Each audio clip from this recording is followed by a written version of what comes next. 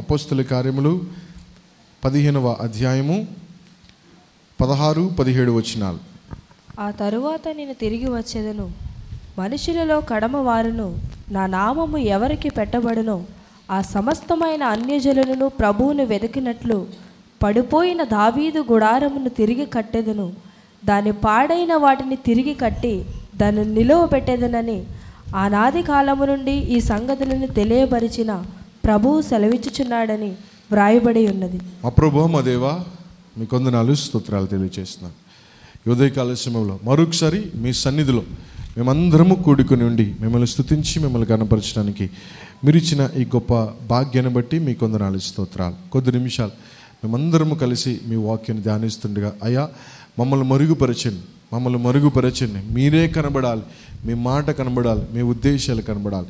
అట్టి కృపను మా అందరికి దయచేయమని యేసుక్రీస్తు వారి పేరట ప్రార్థించి బ్రతిమలు వేడుకుంటూ మేము అడిగినవన్నీ పొందుకున్నామని నమ్ముచున్న మా పరలోకమందున మా తండ్రి, ఆమేన్ ఆమేన్ ఆమేన్. ఇక్కడ రాయబడిన మాటలో ప్రియులారా, మనందరం కూడా 16వ వచనంలో ఆ తరువాత నేను తిరిగి వచ్చేదను, మనుషులలో కడమవారును నా నామము ఎవరికి పెట్టబడినో ఆ సమస్తమైన అన్యజనులను ప్రభువును వెతుకున్నట్లు పడిపోయిన దావీదు గుడారమును తిరిగి కట్టెదను. దేవునికి స్తోత్రం. అందరూ చెప్దాం, అందరం కూడా బిగురుగా నాతో పాటు ఈ మాట అందరూ చెప్పండి. పడిపోయిన దావీదు గుడారమును తిరిగి కట్టెదను. పడిపోయినది తిరిగి కట్టాలి అంటే అది కేవలము దేవునికి మాత్రమే సాధ్యం. విరిగిపోయిన హృదయాలను ఆయన మార్చగలగడు, లేదంటే బాధపడిపోతున్న మనసులను నెమ్మదిని కలిగించగలడు. మీరు ఏ పరిస్థితుల్లో ఇక్కడ కూర్చున్నా కానీ దేవుడు మీతో స్పష్టంగా చెప్తున్న మాట ఏంటో తెలుసా? మీ హృదయాలను కలవరపడనీయకండి. పడిపోయిన గుడారములను ఆయన ఏం చేయబోతున్నాడు? తిరిగి కట్టబోతున్నాడు. ఎందుకు ఈ మాటను ప్రవక్తల ద్వారా దేవుడు చెప్పించాడు?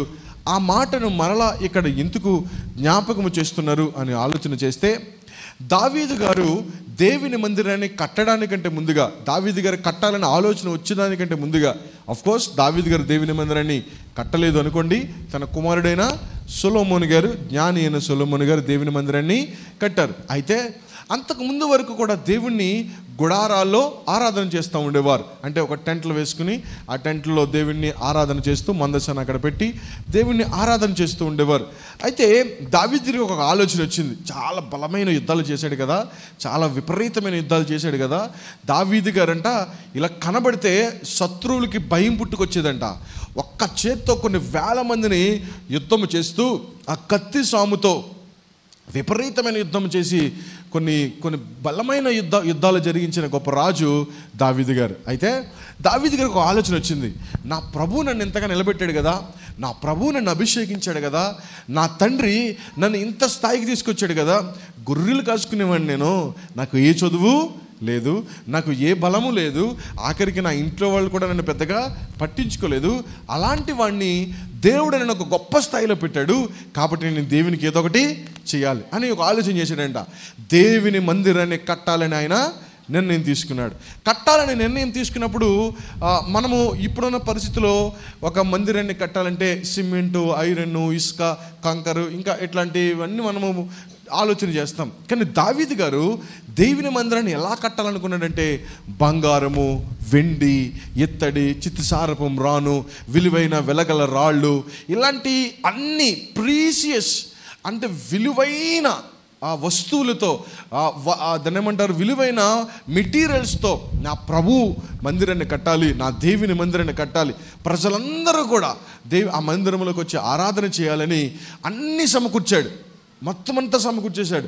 బంగారాన్ని సమకూర్చాడు, వెండిని సమకూర్చాడు, అన్నిటిని మొత్తం అంత రాజులని ఇన్ఫర్మేషన్ తీసుకుని, అందరి యొక్క సలహాలు తీసుకుని ఎలా కడితే బాగుంటుంది, ఏం చేస్తే బాగుంటుంది అని ఆలోచన చేసి మొత్తం అంతా పోగు చేసుకున్న తర్వాత ఒక ప్రార్థన ఆయన చేశాడు. ఇప్పుడు నేను ఎన్ని పూజ చేసుకున్నా ఆయన చేసే పని ఏంటంటే, నా ప్రభువుకి నచ్చకుండా నా ప్రభు పర్మిషన్ నేను తీసుకోవాలి కదా, దేవుని పర్మిషన్ నేను తీసుకోవాలి కదా అని చెప్పి దేవునికి ప్రార్థన చేయడం ప్రారంభించాడంట. ప్రభువా, నేను ఒక మంచి పని చేద్దాం అనుకుంటున్నాను, నేను మంచి ఒక అద్భుతమైన పని చేద్దాం అనుకుంటున్నాను అని అన్నాడంట. ఏంటి అని అంటే, ప్రభువా, ఇప్పటివరకు గుడారాల్లో మిమ్మల్ని ఆరాధించాం కదయ్యా, అయ్యా మీకు ఒక మంచి పెద్ద బంగ్లా లాంటిది, ఒక ఉన్నతమైనటువంటి, ఇంకా చరిత్రలో అలాంటి మందిరం ఇంక ఎవరు చూడలేనటువంటి ఒక అద్భుతమైన బంగారంతో పొదిగినటువంటి, ఇంకా అన్ని టెక్నాలజీని ఉపయోగించి ఒక అద్భుతమైన మందిరాన్ని నేను కడతానయ్యా అంటే, అప్పుడు దేవుడు ఏమన్నాడు తెలుసా?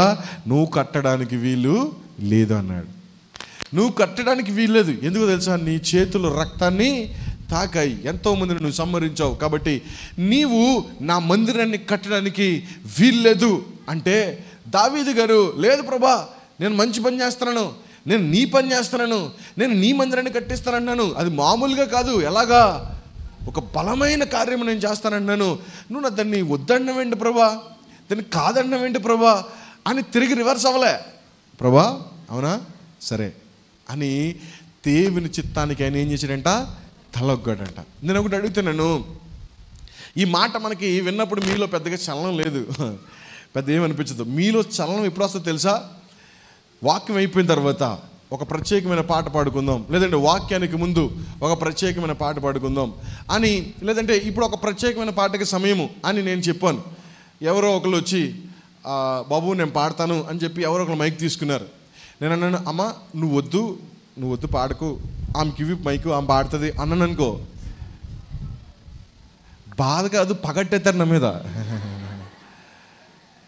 నేను పాడతానంటే పాస్టర్ గారు, ఆవిడంటేనే ఆయనంటేనే ఆడంటేనే ఆయనకి ఇష్టం, మనం అంటే ఇష్టం ఉండదు. నేను నోటికాడ మైక్ లాగేసుకున్నాడండి. నేను అది నోటికాడ మైక్, అమ్మ నీకు పాట పాడతాను అని నువ్వు అంటే దాన్ని రిజెక్ట్ చేస్తేనే, దాన్ని ఆగమట్టి నీకు పాట పాడుతూ నువ్వు అసలు మాట్లాడుతానట్లే. ప్రస్తుతానికి ఆ పాటను ఇంకొకరు పాడతారమ్మా, ఇవాళ వచ్చారని వాళ్ళకి అవకాశం ఇస్తే అంత బాధ వచ్చేస్తుందో. ప్రార్థన చేయమన్నాం, అమ్మ ప్రేరేపించబడిన వారు ప్రార్థన చేయమని అనగానే పలానా వారి ఒక వ్యక్తి లేదంటే ఒక సహోదరుడు ప్రార్థన ఎత్తుకుంది, అమ్మ ఒక నాగే నువ్వు చేయకే, నువ్వు అత్తమ్మ రోజు నువ్వేగా చేస్తావు, నువ్వు చేస్తావు, అమ్మ నువ్వు చెయ్యి అన్నాను అనుకో. నేను చేస్తే ప్రార్థన చేస్తుంటే పాస్టర్ గారు ఆపేసి ఆయన ఇంకా పళ్ళు కొరికేసి చేతులు నలిపేసుకుని నన్ను ఏమీ అనలేక, నన్ను ఏమీ తిట్టలేక, ఎవరికైనా చెప్తే నన్ను తిరిగి ఆవిడని తిడతారేమని చెప్పి ఎవరికి చెప్పుకోలేక, దేవుడికి చెప్పుకోలేక, దేవుడు కూడా ఏమనలేడేమని చెప్పి దేవుడికి చెప్పుకోలేక మనసులో సతమతమైపోతారట. సరే ఇది వరకు బాగానే ఉంది. ఒకవేళ కనుక దేవుని యొద్దకు మీరు అన్నారు, మీకు నేను ఏదో ఒకటి అద్భుతమైన కార్యము చేద్దాం అనుకున్నాను దేవుని మందిరానికి అని మీలో ఎవరైనా ముందుకు వచ్చి అంటే, ఒకవేళ దేవుడు నన్ను ప్రేరేపించి అమ్మ నువ్వు ఈ పని చేయడానికి వీల్లేదు అని అంటే, అప్పుడు మీకు ఎలా ఉంటుంది? బాధ కాదు, బాగా కొవ్వు ఎక్కువ అయిపోయినట్టుంది పాస్టర్ గారికి, బాగా ఎక్స్ట్రా చేస్తానండి ఈ మధ్యన. ఏంటి నేను దేవుని కొరకే కదా చేస్తానన్నాను, దేవుడి కొరకే కదా నేను చేస్తానన్నాను, దేవుడి కొరకు నేను చేస్తానంటే వద్దంటాడేంటి? ఆ సిచ్యువేషన్ మన వరకు వస్తేనే కానీ తెలియదు కదా. ఏదైనా పరిస్థితి అంతే, మనము ఇతరులకు ఉన్నటువంటి పరిస్థితిలో మనకి పెద్దగా చలనం అనిపించదు, కానీ మన వరకు వచ్చేసరికి ఆ బాధ మనకు అర్థమవుతుంది. ఒకవేళ పని చేసేవారిని లేదంటే ఏదైనా పరిస్థితులు ఉన్నవారిని నువ్వు చేయొద్దు అంటే వారికి చాలా హర్ట్ అయిపోతారు, వారు చాలా బాధపడిపోతూ ఉంటారు. కానీ దావీదు గారు అట్లాంటి పరిస్థితి ఏమీ లేదు. దావీదు గారు దేవుని మందిరాన్ని కట్టాలని ఆశపడ్డాడు, కానీ ఆయన ఎక్కడ వరకు ఆరాధించగలిగాడు తెలుసా? ఆయన కేవలము గుడారములో మాత్రమే దేవుణ్ణి ఆరాధించగలిగాడు, గుడారాల వరకు మాత్రమే దేవుని స్తుతించగలిగాడు. కానీ దేవుని మందిరాన్ని కట్టింది ఎవరు? జ్ఞాని అయిన సొలొమోను గారు. హల్లెలూయా. దేవుని మందిరము కట్టడం అనేది, దేవుని మందిరాన్ని కట్టించగలగడం అనేది దేవుడు అందరికీ ఇచ్చేటువంటి భాగ్యము కాదు, ఒక జనరేషన్కి ఇస్తాడు. నేను అంటాను, ఈ జనరేషన్కి మనకి ఈ అవకాశాన్ని మనకి దేవుడు మందిరాన్ని కట్టడానికి అవకాశం ఇచ్చాడు. దేవునికి స్తోత్రం. చాలా తరాలు వెళ్ళిపోతూ ఉంటాయి, వయసు పెరిగే కొలది వారు చనిపోతూ ఉంటారు, మరొక పెళ్ళి అయిన తర్వాత వివాహం అయిన తర్వాత బిడ్డలు పుడతా ఉంటారు, తరం వస్తూనే ఉంటుంది. కానీ తరతరాలు కొన్ని తరాల వరకు ఇంకా దేవుడు ఆస్వాదించి ఒక మెగా చర్చి కట్టేంత వరకు కూడా దేవుడిని ఆరాధించే స్థలము ఇదే. కానీ ఈ మందిరాన్ని కట్టడానికి, ఈ మందిరమును ఓపెన్ చేయడానికి, ఈ మందిరం ఉండడానికి దేవుడు మన జనరేషన్ ఉపయోగించుకున్నాడు. దేవునికి స్తోత్రం. ఇప్పుడు జ్ఞాని అయిన సొలొమోను గారి మందిరాన్ని అద్భుతంగా కట్టాడు, ఓపెన్ చేశారు. అక్కడ లేవీలు మాత్రమే పరిచర్య చేయాలి. అతి పరిశుద్ధ స్థలంలో లేవీలు మాత్రమే పరిచర్య చేయాలి. అందరూ ఆ మందిరంలోకి వెళ్ళడానికి వీల్లేదు, మందిరంలోనికి అందరూ వెళ్ళడానికి వీల్లేదు. అందరూ కూడా బయట ఉండాలి. వారి యొక్క దహన బలులైనా, వారి యొక్క కృతజ్ఞత బలులైనా, ఏ అర్పణలైనా వారి లేవీలకు అప్పగించాలి. వారు ఆ కార్యక్రమం అంతటిని జరిగిస్తారు. ఇప్పుడు ఈ దేవుడు ఒక ప్రవచనం ఉంది, దేవుని యొక్క ప్రవచనం. ఆ ప్రవచనం ఏంటంటే ఇప్పుడు చదివిన అపోస్తల కార్యములు 15వ అధ్యాయము 16వ వచనంలో, ఆ తరువాత నేను తిరిగి వస్తాను, ఆ మనుషులలో కడమవారును నా నామము ఎవరికే పెట్టబడినో ఆ సమస్తమైన అన్యజనులు ప్రభు వెదిగినట్లు పడిపోయిన దావీదు గుడారమును నేను కట్టెదను. హల్లెలూయా.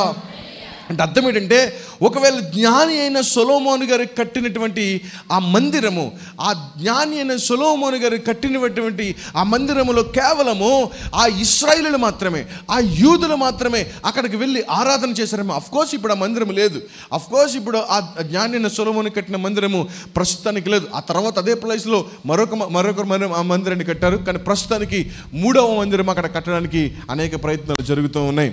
సరే, ఆ మందిరము కట్టినటువంటి ధనము ఇప్పుడు కనుక లెక్కేస్తానంట, ఒక రాష్ట్రము అంటే ఆంధ్రప్రదేశ్ రాష్ట్ర బడ్జెట్ ఎంత ఉంటుందో అన్ని లక్షల కోట్లు, అంత ధనము ఆ మెటీరియల్కి కనుక ఖర్చు పెట్టిన కనుక కౌంట్ చేస్తే వస్తుందంట. సరే, ఇప్పుడు దేవుడు ఏమన్నా తెలుసా, అంత విలువైన మందిరం గురించి, అంత బంగారం లాంటి మందిరం గురించి, ఆ యూదులు ఆరాధించినటువంటి మందిరం గురించి, ఎంతో ఘనమైన మందిరం గురించి దేవుడు ఇక్కడ మాట్లాడలే. ఇప్పుడు దేని గురించి మాట్లాడుతున్నాడంట?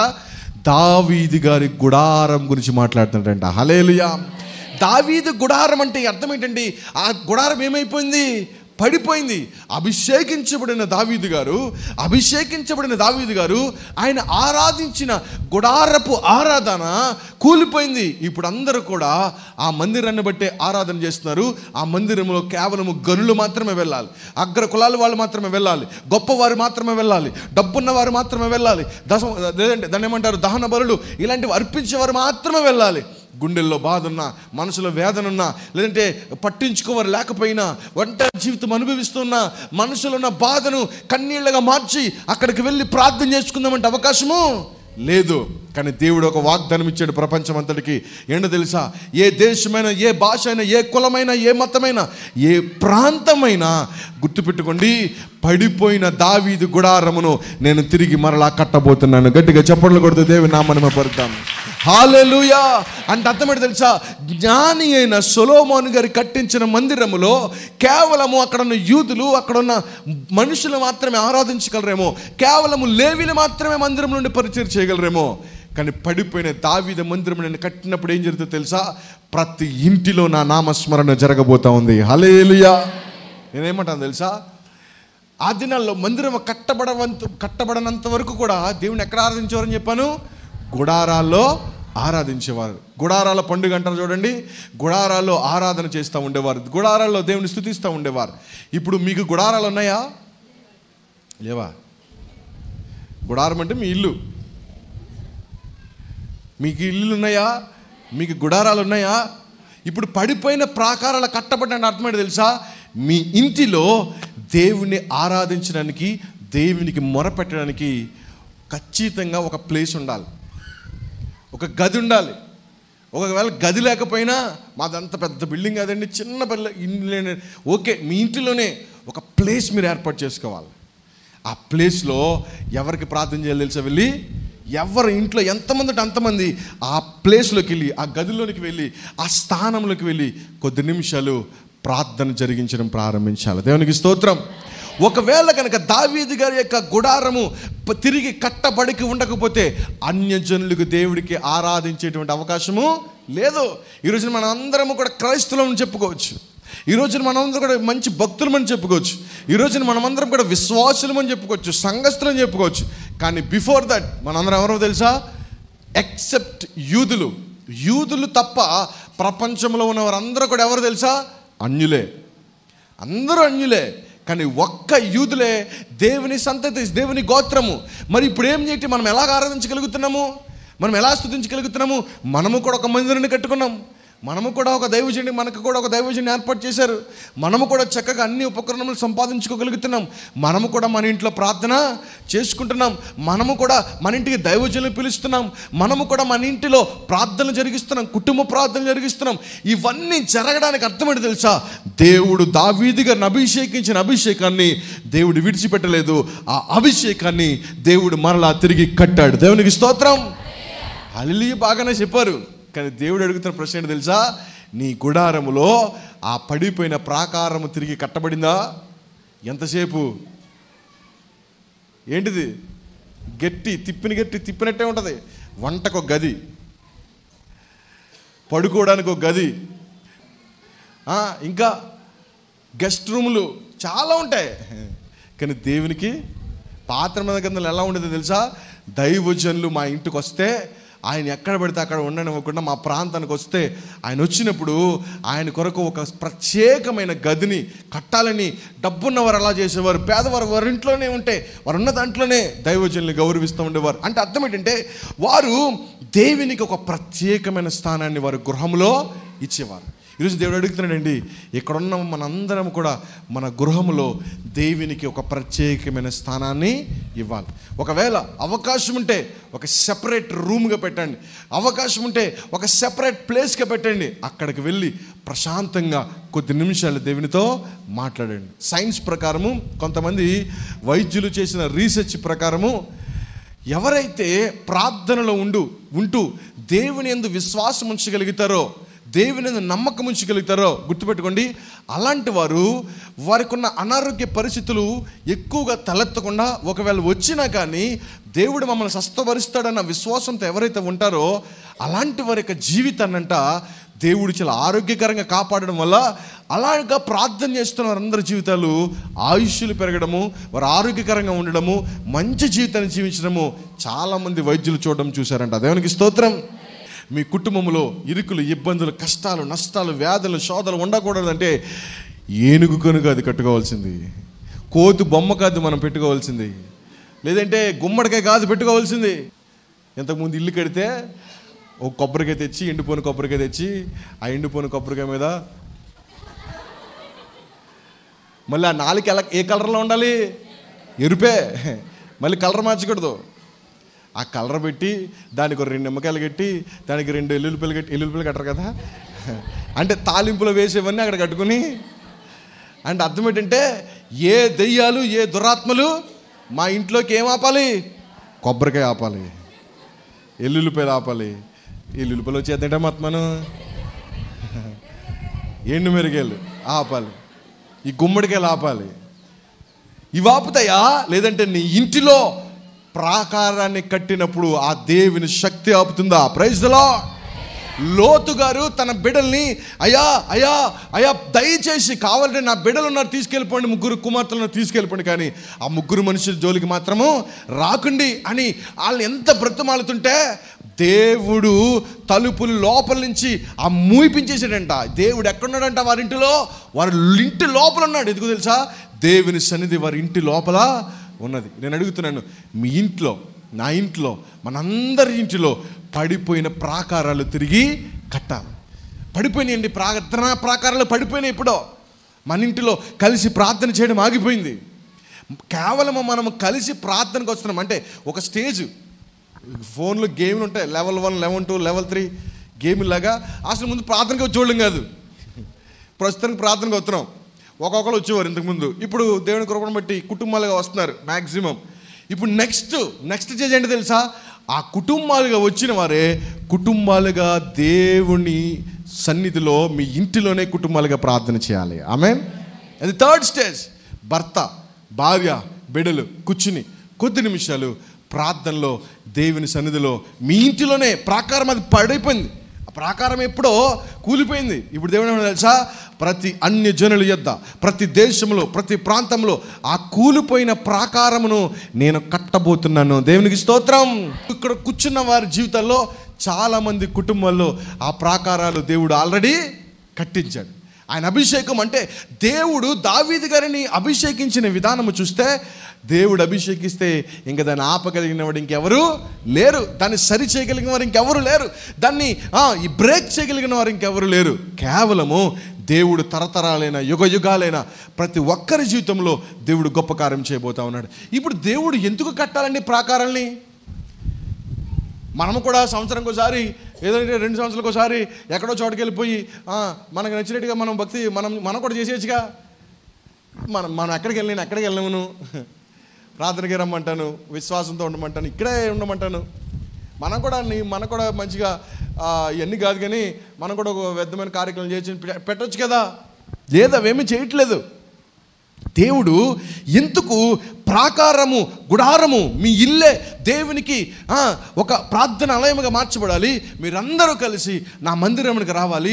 అందరూ వారానికి 1-2 సార్లు మీరు దేవుని ఇంటికి వెళ్తున్నారు, కానీ ప్రతిరోజు కూడా మీ ఇల్లు దేవుని ఇంటిలో గడిపే సమయముగా ఉండాలి అని దేవుడు ఎందుకు ఆశపడుతున్నాడు, దేవుడు ఎందుకు ఇష్టపడుతున్నాడు అని ఆలోచన చేస్తే గుర్తుపెట్టుకోండి, దేవుడు మన జీవితం అంతటిని కూడా ఆయన ఇష్టపడేది ఒకటి ఉంది. నేను చాలాసార్లు చెప్తాను కదా, బైబిల్ ఉన్న మాటే నేను చెప్పేది ఏంటిలే, దేవుడి మాటే. దేవుడికి ఇష్టంగా ఉండాలంటే ఏం చేయాలంట?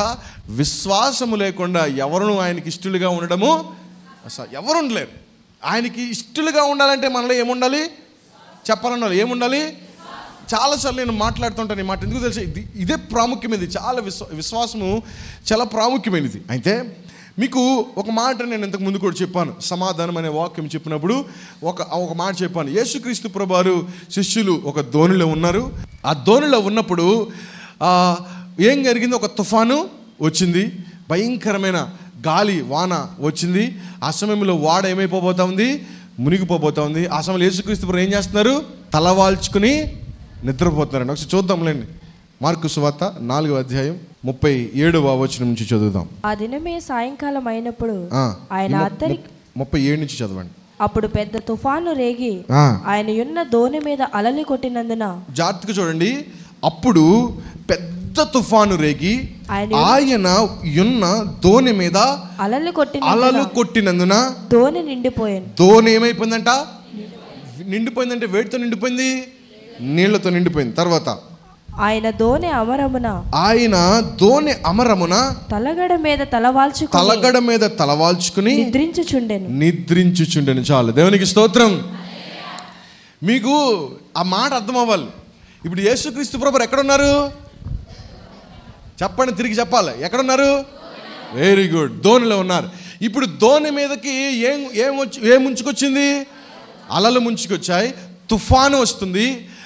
ఇప్పుడు ఆ తుఫాను అలలు రావడం వల్ల ఇప్పుడు ఆ దోణిలోనికి ఏమొచ్చేసాయి? నీళ్ళు వచ్చేసాయి. నీళ్ళు వచ్చేసి దోణంతా ఏమైపోయింది? మునిగిపోయింది, నిండిపోయింది. ఇప్పుడు ఆ సమయంలో అమరమ్మ దగ్గర ఎవరున్నారు? యేసు ప్రభువు ఉన్నారు. ఆయన అమరమ్మ మీద తలగాడ మీద తల పెట్టుకుని ఏం చేస్తున్నాడంట?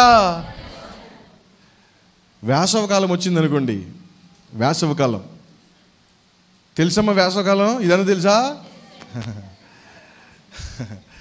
వేసవకాలం వచ్చిందనుకోండి, ఈ పక్కన తలగడ, ఈ పక్కన దొప్పడే సాప పట్టుకుని, రే టేబుల్ ఫ్యాన్ తెచ్చే అని చెప్పి ఎక్కడికి ఎక్కేస్తాం? డాబా మీదకి ఎక్కేస్తాం. డాబాలు ఉంటే డాబా మీదకి ఎక్కేస్తాం, మనం లేకపోతే ఎవడొక డాబా మీదకి ఎక్కేస్తాం. గొడవలేదు. ఇంతకుముందు కొంతమంది అయితే బయట పడుకుంటారు కదా, బయట కానీ డాబా మీద కానీ పడుకుంటారు కదా, బాగుంటుంది, చాలా బాగుంటుంది. ఇప్పుడు ఎవరు పడుకుంటలేదులేండి, అందుకు ఎవడంత దొంగలు వచ్చేస్తారని మనకు ఒకటి పెట్టుకుంటాం. సరే, ఇప్పుడు పడుకున్నారు, మంచి నిద్రలో ఉన్నారు. వెంటనే 3 చినుకులు పడ్డాయి, 4 చినుకులు పడ్డాయి. ఏం చేస్తారు? దున్నపోతు మీద వర్షం కురిసినట్టేనా? లెగిస్తారా? రే వర్షం వచ్చేస్తుంది, లెగరా బాబా, వర్షం వచ్చేస్తుంది అని చెప్పి ఒక లెగలేండి ఎవడొకడు. కానీ వీళ్ళ పడగానే లెగిసిపోయి వెంటనే ఆ దుప్పడి, ఆ తలగాడి, ప్యాన్ మర్చిపోకరా, తడిసిపోయిందండి. మళ్ళీ కొనలేము, ఇంకా సీటు కూడా కట్టలేదు దానికి అని పట్టుకుని, ఆ ఫ్యాన్ పెట్టుకుని, ఆ షాప్ పట్టుకుని, మళ్ళీ వాటర్ బాటిల్ పెట్టుకుంటాం కదా, ఆ వాటర్ బాటిల్ పట్టుకుని, ఇవన్నీ పట్టుకుని సర్దుకుని ఎక్కడికి వచ్చేస్తాము? కిందకు వచ్చేస్తాం. ఇప్పుడు పడవంటే అదేమి క్లోజ్ అయిపోయిన ఇలాంటి బిల్డింగ్ కాదు. క్లోజ్ అంటే అదేమి క్లోజ్ అయిపోయిన బిల్డింగ్ కాదు, ఓపెన్. వాళ్ళు ఉన్నది ఎక్కడ? సముద్రం మీద. ఆ సమయంలో ఏం జరుగుతుంది? తుఫాను, అలలు కొడుతున్నాయి, నీళ్ళు వచ్చేసాయి. అయినాక యేసుప్రభువు ఏం చేస్తారంట? అసలు మనకి ఎలా ఉంటుందండి ఆ మాట ఏంటంటే, ఎలా ఉంటుంది ఆ మాట ఏంటంటే, మనం కూడా చాలాసార్లు అదే అనుకుంటాం. ప్రభువా నాకు ఇన్ని కష్టాలు ఉన్నాయి, నీకు అసలు నీకు ఏమనిపించట్లేదా? నేను ఎంత భక్తి చేస్తాను ప్రభువా నీ గురించి. నేను అసలు పొద్దున్నే 8 గంటలకల్లా ఎత్తాను, ఆదివారం 9:30 కల్లా పాత్రకు వచ్చేస్తున్నాను ప్రభువా, అయినా నీకు కనికరం లేదా నా మీద? అసలు నేను ఎంత చేస్తుంటే నెలికి మొత్తం మీద ఏదోలా చేస్తుంటే, ప్రభువా నీకు అసలు కనికరం జాలి లేదటయా, నీకోసం నేను ఆదివారం ఇన్ని పనులు మానేసి పొద్దున్నే పాత్రకి వస్తుంటే అసలు నువ్వు నా గురించి ఆలోచన లేదంటే, నాకు ఇన్ని కష్టాలు ఉన్నాయటయా, నాకు ఇన్ని బాధలు ఉన్నాయటన్నా, నువ్వు ఎన్ని గగ్గోలు పెట్టు, దేవుడు పట్టించుకోడు. ఏం చేస్తాడు తెలుసా? దేవుడు నిద్రపోతాడు. కానీ దేవుణ్ణి ప్రభావితం చేసేది, దేవుణ్ణి ప్రయాణాలు ఆపించేసేది, దేవుణ్ణి ఆశ్చర్యపరిచేది ఏంటో తెలుసా? నీలో ఉన్న విశ్వాసం. గట్టిగా చప్పట్లు కొడుతూ దేవుని నామమున పడతాం. హల్లెలూయా, ప్రైజ్ ది లార్డ్. ఇప్పుడు ఆయన అంత భయంకరమైన తుఫాను, వాన, వరదలు, పక్కన నుంచి వెళ్ళేమో అరుపులు, కేకలు, ఇన్ని విషయాల్లో ఆయన ఏం చేస్తున్నాడంట? తలవాల్చుకుని స్లో ఈ మెలోడీ సాంగ్స్ వింటున్నట్టుగా నిద్రపోతాడు. మీరు కూడా నిద్రపోతారు కదా, పాస్టర్ గారు గొంతు చించి అరుచుకుని దేవుడు మిమ్మల్ని దీవించి ఆశీర్వదించి బలపరిచి మారండి అంటే మా లెగు పాస్టర్ గారు చూస్తారండి నిన్నే. మళ్ళీ ఎప్పుడు లెగుతారు తెలిసిలో? దేవునికి స్తోత్రం, అప్పుడు లెగుతారు. అప్పటి వరకు వీళ్ళకి మెలకు ఉండదు, అప్పటి వరకు వీళ్ళకి చల్లం ఉండదు. మొన్న ఉదయకాల సమయం ప్రార్థనలో కరెంట్ లేదు రోజు. అప్పుడు నాకు తెలుసు చాలామంది ధ్యానంలోకి వెళ్ళి లాస్ట్లో ప్రార్థనలు ఎక్కిపించేశారు. ప్రైజ్ ది లార్డ్, హల్లెలూయా. జాగ్రత్తగా రండి ప్రియులారా. ఇప్పుడు యేసుక్రీస్తు ప్రభువారు అలాంటి పరిస్థితుల్లో నిద్రపోవడానికి గల కారణం ఒకటి ఉంది. నిద్ర వచ్చి కాదని పడుకోవడం, ఆయన నిద్ర వచ్చి కాదు, నిద్ర జోగేసి బాగా ఎక్కువ అలసిపోయి అంతకు కాదని పడుకున్నది. ఒక విషయం మనకి చెప్పాలని, ఒక మాట మనందరికీ చెప్పాలని. ఏంటి ఆ మాట అని ఆలోచన చేస్తే అంత జరుగుతుంది, అంత కంగారు పడిపోతున్నారు. ఆ సమయంలో ఆయనతో పాటు ఉన్న శిష్యులకి ఒక మాట ఎవరు గుర్తొచ్చారు? అప్పటికి యేసుప్రభువు గుర్తొచ్చారు. యేసుప్రభువు గుర్తొచ్చి ఏమని అడుగుతున్నారు చూడండి. వారు ఆయనను లేపి బోధకుడా మేము నశించిపోచున్నాము, నీకు చింత లేదా? దేవునికి స్తోత్రం, హల్లెలూయా. అక్కడ రాయబడిన మాటలో బోధకుడా మేము నశించిపోచున్నాము, నీకు చింత లేదా? ఇప్పుడు వెళ్ళి యేసుక్రీస్తు పడుకున్నాడు, ప్రభా మేము అందరం చచ్చిపోతామనైనా మీకు అసలు బాధ ఏమి లేదా అని అడుగుతున్నారంట. గుర్తుపెట్టుకోండి, ఇప్పుడు యేసుక్రీస్తు ప్రభువారు పడుకున్న తర్వాత ఆయన లేపగానే లేచాడు. ఎవరు లేపారు? వచ్చి చెప్పాలి, ఎవరు లేపారు? శిష్యులు లేపారు. కానీ ఆయన ఎవరు లేపలేకపోయారు? తుఫాన్ లేపలేకపోయిందాన్ని, గాలి లేపలేదాన్ని, నిండిపోయింది దోనే, అది ఏమీ ఆయన కంగారు పెట్టలే, ఆయన కనీసం మెలికి రాలే. నాకు తెలుసు నిద్రపోతున్న వారు లేవడం ఎంత కష్టమో. నేను చాలా ఆలోచించాను ఉదయకాలం ప్రార్థనలు పెట్టడానికి. మన అన్ని ఆలస్యాలేనండి, అన్ని ఆలస్యమే. అందుకే మన జీవితంలో ఆశీర్వాదాలు కూడా ఆలస్యం అవుతాయి.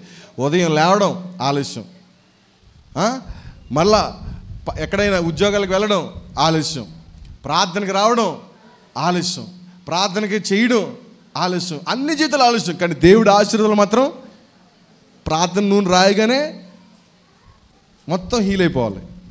అన్నీ ఆలస్యమే. కానీ ఇప్పటి నుంచి నేర్చుకుందాం, మనం యాక్టివ్ అవుదాం. ఇప్పుడు మీరు ఉదయకాలం 5 గంటలకు ప్రార్థనకు రమ్మని చెప్తున్నాను కదా, ఎన్ని గంటలకు రామని చెప్పాను? 4:30 అని చెప్పాను. కానీ 4:30 అవ్వదు, 4 గంటలు ఖచ్చితంగా లేవమని చెప్పాను. ఇవాళ 4:30కి 4 గంటలకు మెలుగు వచ్చిందా ఎవరికైనా?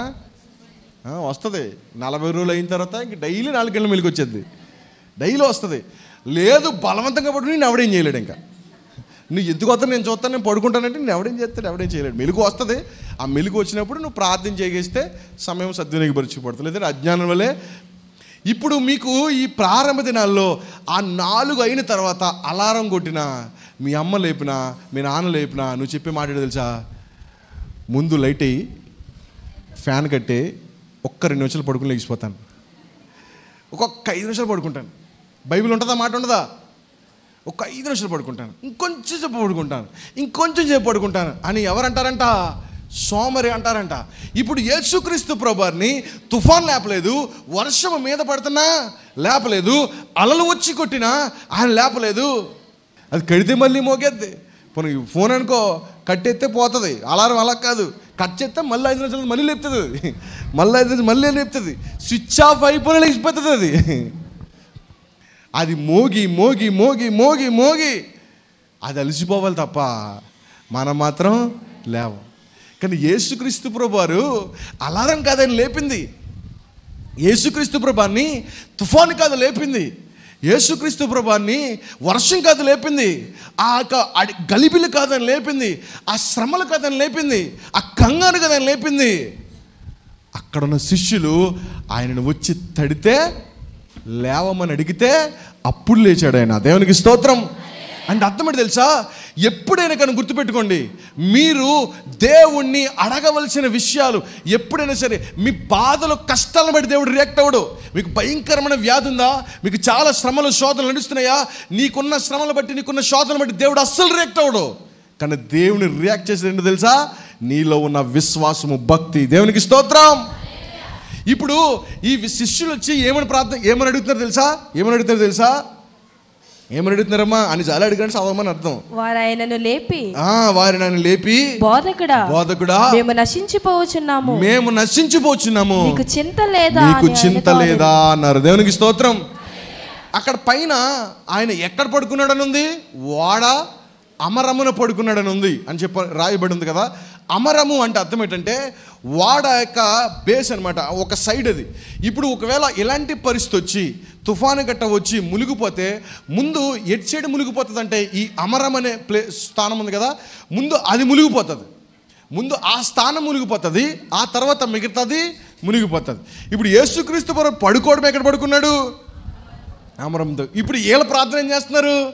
వీళ్ళు ప్రార్థన కూడా కాదు, యేసుప్రభు గారు చెప్తున్నారు. ఏమని చెప్తున్నారు? ఏమని చెప్తున్నారు? ఏం నశించిపోతున్నారు? మేము నశించిపోతున్నామని చెప్తున్నారు. ఏమని చెప్తున్నారు? చెప్పండి అందరూ కూడా, మేము నశించిపోతున్నాము. ఇప్పుడు యేసుక్రీస్తు ప్రభు దగ్గరికి వెళ్ళి, ప్రభా మేము నశించిపోతున్నామయ్యా, లేవా, నీకు అసలు చింతలేదంటే ప్రభువారు ఇలా చూసి, ఒరే పోతే ముందే ఎవడు పోతాడరా? మునిగిపోతే ఎవడు మునిగిపోతాడరా ముందు? మీరేనయ్యా. ఎందుకంటే అక్కడ ఎవరున్నారు? పేతురు గారు ఉన్నారు. పేతురు ఎవరు? చేపలు పట్టుకునేవాడు. ఆయనకి తెలుసు వాళ్ళ గురించి. నీకు తెలుసు కదా పేతురు, మునిగిపోతే ఏది మునిగిపోతుంది ముందు చెప్పు. అయ్యా మీరు ప్లేస్ మరి నువ్వేమని ప్రభా మనం మునిగిపోతున్నాం లేకయ్యా, మనం మునిగిపోతున్నాం లేక అనాల. నువ్వేమని చెప్పు, మళ్ళీ చెప్పు. మేము మునిగిపోతున్నాం అని. నేను బోనే పర్లేదు నీకు,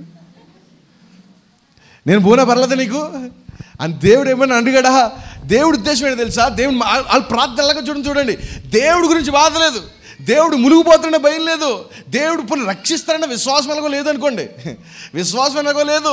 ఇప్పుడు వాళ్ళ బాధ ఏంటంటే నేను మునిగిపోతాను, నా బాధలు, నా కష్టాలు, నా జీవితము, నా పిల్లలు, నా భార్య, నా బిడ్డలు, నా బండి, నా బంగ్లా, ఎప్పుడు నాది నాది నాది అని ఏడవడమే తప్ప వారు తన సొంత కార్యముల గురించి ఆలోచించుకున్నారు తప్ప ఇతరుల కార్యముల గురించి ఎవరు ఆలోచించట్లేదు. క్రీస్తు కలిగిన మనసు మీరును కలిగి ఉండినట్లుగా ఆయన పరలోకములో ఉండ భాగ్యం ఎంచుకొనక ఈ భూలోకంలో మనకు రిక్తనిగా వచ్చి మానవ స్వరూపం ధరించుకొని మన కొరకు ప్రాణం అర్పించి ఈ లోకంలో మరణించి తిరిగి లేచి అన్ని నామముల కంటే పై నామముగా ఉన్నటువంటి ఆ యేసుక్రీస్తు ప్రభువారి మనసు ఏంటో తెలుసా? ఆయన గురించి ఆలోచించుకోలేదు, ప్రపంచ మానవాళ్ళందరి గురించి ఆలోచించాడు. ఈ రోజున ఇక్కడ శిష్యులు మాత్రం ఎవరి గురించి ఆలోచించుకున్నారు తెలుసా? వాళ్ళ గురించి ఆలోచించుకున్నారు. వాళ్ళ బాధ ఏంటంటే మేము మునిగిపోతున్నాము, నువ్వేమైపోయినా మాకు సంబంధం లేదు, మేము మునిగిపోతున్నాం అనే ప్రార్థనే వాళ్ళకు వచ్చింది. అయినా దేవుడు అవన్నీ వచ్చారుగా, నా దగ్గరికి వచ్చారు కదా, రాకపోతే నాకు సంబంధంలే, రాలేదు కాబట్టి నేను చేయగలిగింది ఏమీ లేదు. వచ్చారు కాబట్టి మీకు అవిశ్వాసమైనా ఏదైనా వచ్చారు కాబట్టి సరే. ముందు ఏం చేశాడు తెలుసా? వెంటనే ఏం చేశాడు ఆయన? లేచి, చూడండి అమ్మా చదవండి. అందుకని ఏం చేశాడంట? లేచాడు. ఇప్పుడు ఎక్కడి నుంచి లేచాడు ఆయన? నిద్రలోంచి లేచాడు. నిద్రను లేపింది ఏంటి ఆయన్ని? గాలా, తుఫానా, లేదంటే ఆ నీళ్ళ, ఆ వర్షమా, ఆ భయంకరమైన గలిబిలా, భయమా? ఏం లేపింది ఆయన్ని? ఒక వ్యక్తి యొక్క పిలుపు ఆయనను లేపింది. ఆయన లేచి ముందు వాక్యం చెప్పలేదైనా. ఒక్క నిమిషం ఆగు. వాళ్ళు ఏమని అడిగో మమ్మల్ని రక్షించిపోయినా, మేము నేను నశించిపోవట్లేదు, ఎన్ని అడగలే. ఆయన ఏం చేసి తెలుసా? ఆయన లేచి గాలిని గద్దించి నిశ్శబ్దమై ఊరకుండమని సముద్రముతో చెప్పగా గాలి అణిగి మిక్కిలి నిమ్మలమాయెను. దేవునికి స్తోత్రం. దేవుని మందిరానికి రమ్మని ఎందుకు బ్రతిమాలుతున్నా తెలుసా? దేవుని మందికి రమ్మని ఎందుకు ప్రాధేయపడుతున్నాం తెలుసా? మీలో విశ్వాసం ఉన్నా లేకపోయినా, మీలో ఎటువంటి పరిస్థితి ఉన్నా లేకపోయినా, వస్తే ముందు నీకు వాక్యం ఎప్పుడైనా ముందు నీకున్న అన్కంఫర్ట్నెస్ని, నీకున్న భయాన్ని, నీకున్న బాధల్ని ఆయన తీర్చి అప్పుడు ఆయన నీకు బోధించడం ప్రారంభిస్తాడు. హల్లెలూయా. ఊరికనే మీళ్ళ చుట్టూ తిరిగితలేదు. నేను ప్రతి ఒక్కరిని ప్రార్థన రమ్మని చెప్పట్లేదు. నేను వస్తే పారిపోతుంటే నన్ను చూసి ఆనందపడిపోతామని కాదు మీళ్ళ చుట్టూ తిరుగుతుంది. మీ ఇంటి వరకు వచ్చి, మీ వ్యక్తిగతంగా మీ దగ్గరికి వచ్చి, మీ పెద్దవారైనా మీతో ఎప్పుడు మాట్లాడకపోయినా, నాకు అవసరం లేకపోయినా, మీ ఇండ్ల దగ్గరకు వచ్చి, మీ గృహాల దగ్గరకు వచ్చి అవకాశం ఉన్న ప్రతిసారి ఎందుకు బ్రతిమాలుతున్నానో తెలుసా? మీ కష్టాలు దేవుని కదిలించో. మీరు దేవుని దగ్గరికి వస్తే మీ రాకే దేవుడికి మహాభాగ్యము. హల్లెలూయా. మీ రాక కొరకే ఆయన పరలోకం నుంచి భూలోకంలోకి వచ్చాడు. మీ రక్షణ కొరకే ఆయన పరలోకం నుంచి భూలోకంలోకి వచ్చాడు. శిష్యులలో నుంచి దేవుడికి చెప్తున్న మాట తెలుసా? ఆయన లేపగానే ఏమీ శ్రమలు లేపలేకపోయాయి, కానీ ఆయన లేపిందంటే తెలుసా? వారి యొక్క రాక. వారు అడిగారు, వాళ్ళ విశ్వాసం అవిశ్వాసం తర్వాత ముందు ఆయన ఏం చేశాడు తెలుసా?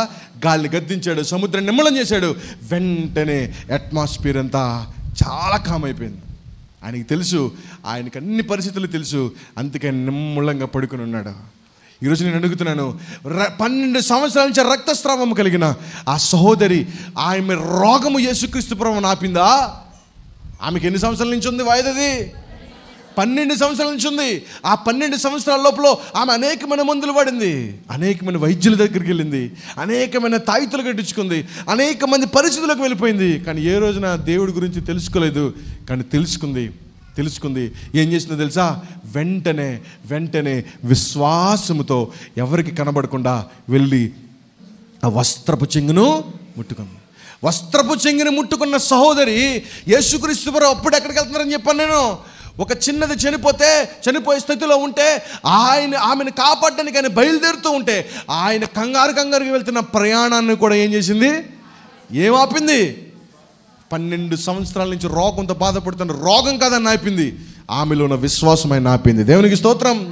శతాధిపతి వచ్చి అడుగుతాడు, అయ్యా నా కుమారుడు, నా దాసుడు చనిపోయేలా ఉన్నాడు, నా కుమారుడు చనిపోయేలా ఉన్నాడు, అయ్యా రండి అయ్యా ప్రార్థన చేయండి అయ్యా అంటే, పద అని ప్రభు వారు లేచి నిలబడితే నడుస్తున్నా, అయ్యా మీరు రావక్కర్లేదయ్యా, మీ మాట మాత్రము, నేను కూడా అధికారినయ్యా, నేను ఒకడు రమ్మంటే వస్తాడు, ఒకడు పొమ్మంటే పోతాడు. అధికారం అంటే నాకు తెలుసు అయ్యా, మీ అధికారం నాకు తెలుసు.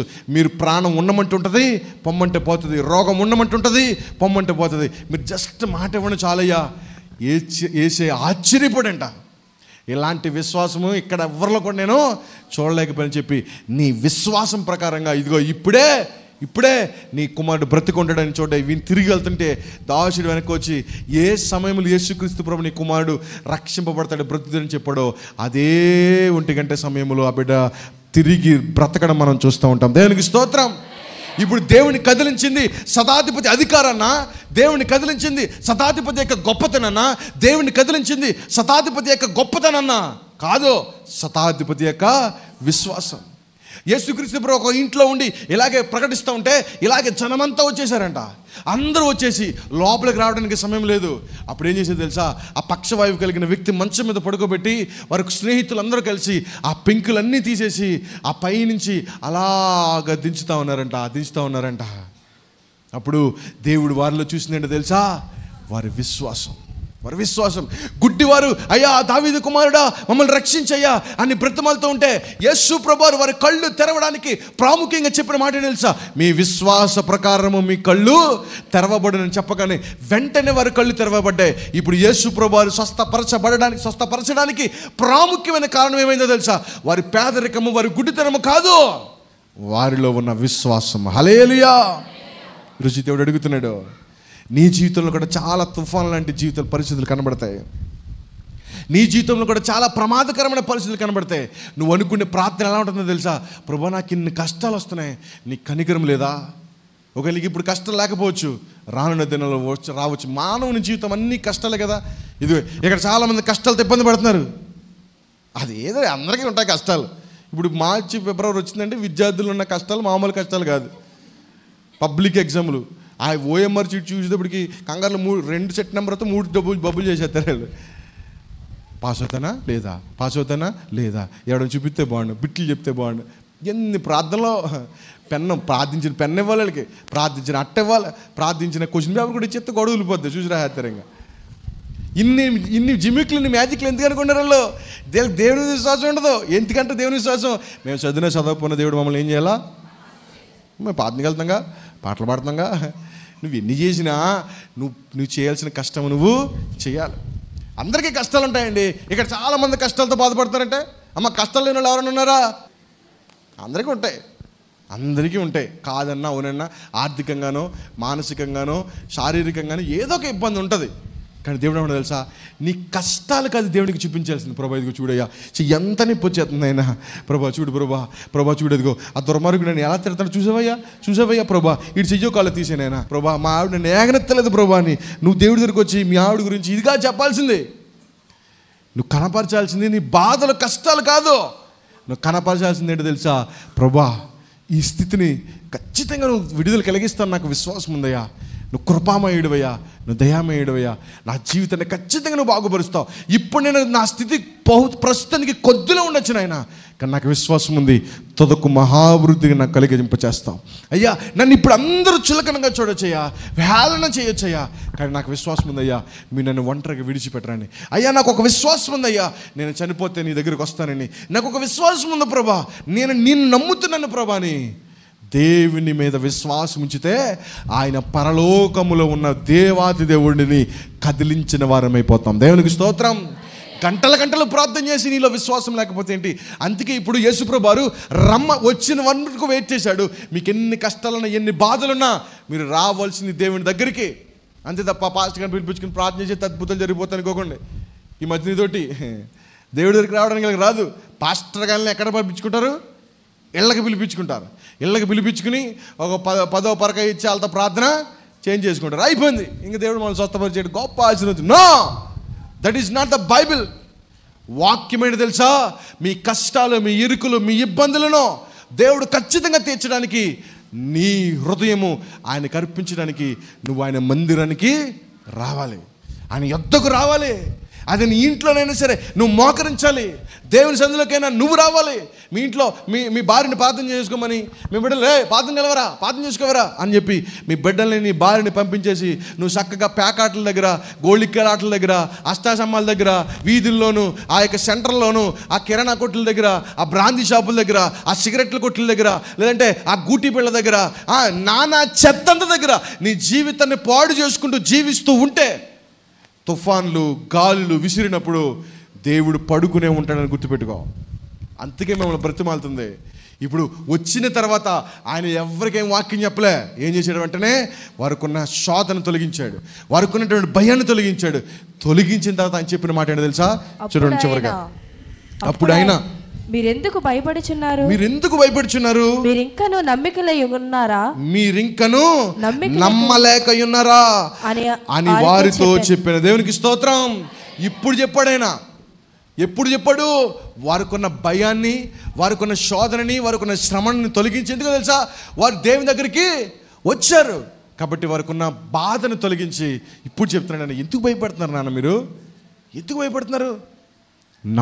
మీరు నమ్మక లేకున్నారా? మీరు నా దగ్గరే కదా ఉన్నారు, మీరు నాతోనే కదా ఉన్నారు అని చెప్తూ మీరు ఎందుకు భయపడుతున్నారు? మీరేం చేయాలా?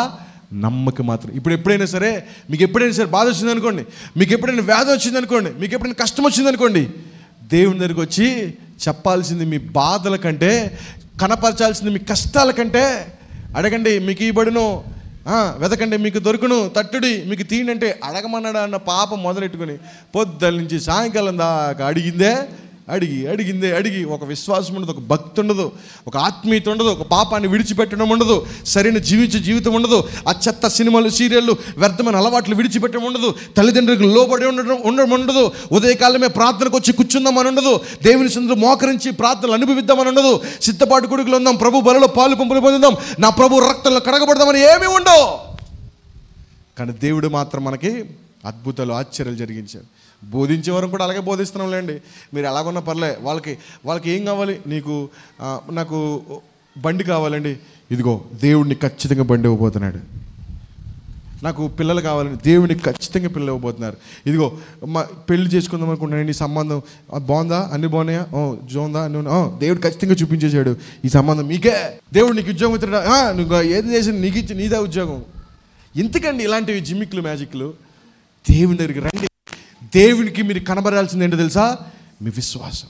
అంతగా అన్నాడు, ఎందుకు భయపడుతున్నావు?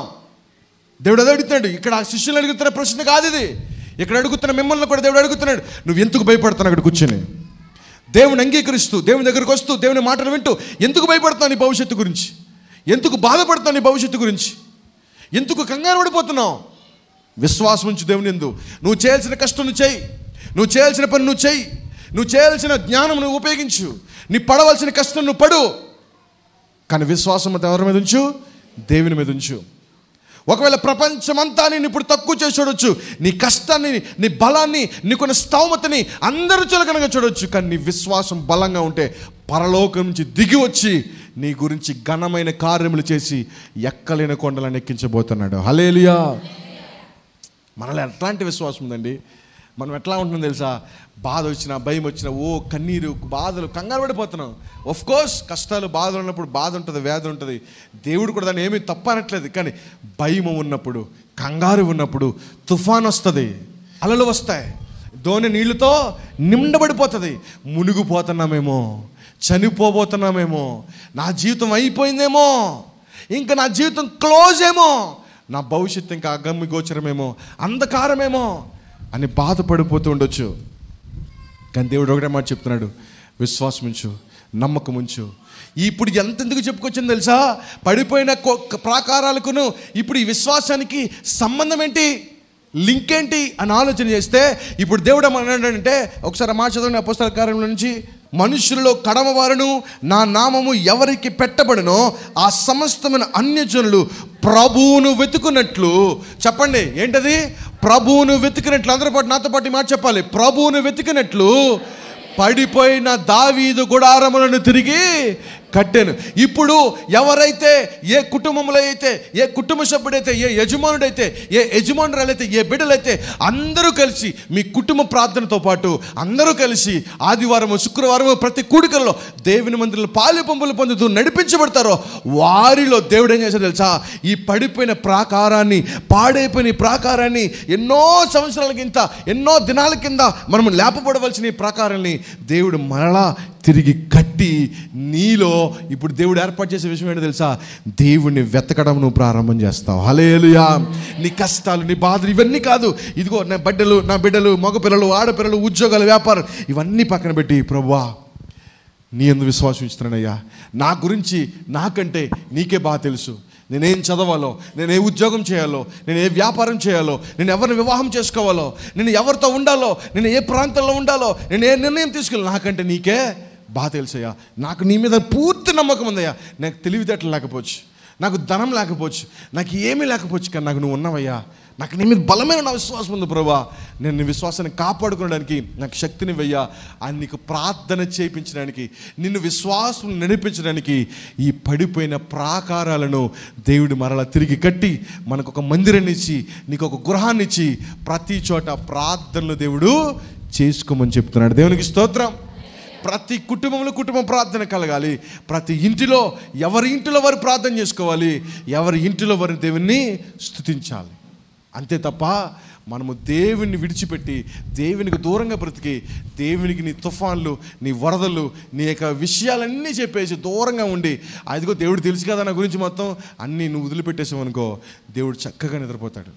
ఆయన కదిలించేది విశ్వాసం, ఆయన కదిలించేది నీ నమ్మకం, ఆయనని ఉప్పెంపజేసేది, ఆనందపరిచేది, ఆశ్చర్యపరిచేది నువ్వు భక్తి, నువ్వు దేవుని మందిరంలోనికి వచ్చి చేసే నీ విశ్వాస జీవితం, ప్రపంచంలో నువ్వు జీవించేటువంటి విశ్వాసం. అంతే తప్ప నీ కష్టాలు, నీకున్న బాధలను బట్టి దేవుడు రియాక్ట్ అవుతాడు అనుకుంటే నీకు ఇంకా వాక్యం అర్థం కాలేదన్నది. ఒకవేళ నీ గురించి ఎవరైనా ప్రార్థన చేస్తాను, నువ్వు నిద్ర, నువ్వు పడుకో, నీ గురించి నువ్వేం ప్రార్థన చేయకుండా విశ్వాసం ఉంచుకొని ఎవరికి చెప్పకుండా, విశ్వాసం ఉంచండి అని చెప్పాలా ప్రార్థన చేసినప్పుడు, విశ్వాసం ఉంచు దేవుడు అద్భుతం చేస్తాడని చెప్పాలి. అంతే తప్ప నేను ప్రార్థన చేస్తాను ఖచ్చితంగా దేవుడు అద్భుతం చేస్తాడని చెప్పడం మానేసి నువ్వు విశ్వాసం ఉంచు, నువ్వు ప్రార్థన చేయి, నేను కూడా కలిసి ప్రార్థన చేస్తాను, మనిద్దరం నమ్మకం ఉంచుదాం, ఖచ్చితంగా గొప్ప కార్యం దేవుడు చేస్తాడు. నాకు ఎవరు ప్రార్థన అవస్థ చెప్పినా, చాలామంది ఫోన్లో చెప్తారు, యూట్యూబ్లో కామెంట్లు పెడతారు, నేను అందరికీ చెప్పే మాట ఒకటే, విశ్వాసం ఉంచండి, విశ్వాసం ఉంచండి, దేవుని మీద విశ్వాసం ఉంచండి. నేను ప్రార్థన చేస్తాను, మీరు కూడా ప్రార్థన చేయండి, ఖచ్చితంగా దేవుడు కదిలింప చేస్తాడు. దేవునికి స్తోత్రం. గుర్తుపెట్టుకోండి, ఈ మాట రాసి పెట్టుకోండి, మీరు విశ్వసించండి, దెర్ ఈజ్ నో ఇంపాసిబుల్. అసలు ఇంపాసిబుల్ అన్న హిస్టరీ ఉండదు, ఎవ్రీథింగ్ విల్ బి పాసిబుల్. ఆయన చిత్త ప్రకారంగా అన్నీ సాధ్యమే. ఎప్పుడు తెలుసా?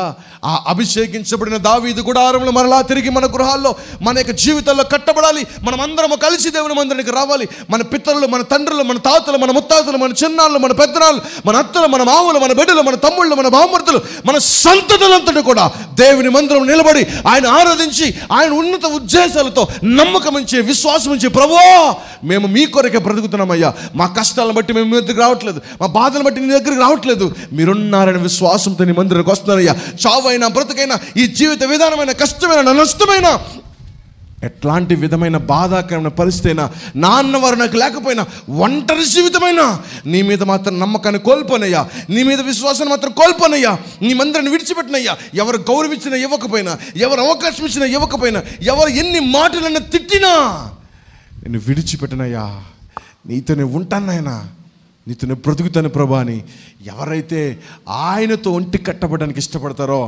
అలాగ పరలోకంలో దేవుడు కుడి పార్శ్వమున కూర్చున్న యేసు ప్రభువారు లేచి నీకున్న ప్రతి సమస్యను తీర్చడానికి సిద్ధంగా ఉన్నాడు. గట్టిగా చప్పట్లు కొడుతూ దేవుని నామమున పడతాం. He can do, but you should believe on him. You should have a faith on him, but he can ready to do any impossible things in your life. ఆయన నీ జీవితంలో ఎట్లాంటి అసాధ్య కార్యాలను సుసాధ్యాలు చేయడానికి he is very eagerly waiting to you. Are you ready to faith on him? ఆయన మీద విశ్వాసం ఉంచడానికి నువ్వు సిద్ధంగా ఉన్నావా? ఎస్ అని నువ్వు చెప్పగలిగితే మోకరించు, నీ గురించి నేను ప్రార్థన చేయబోతున్నాను.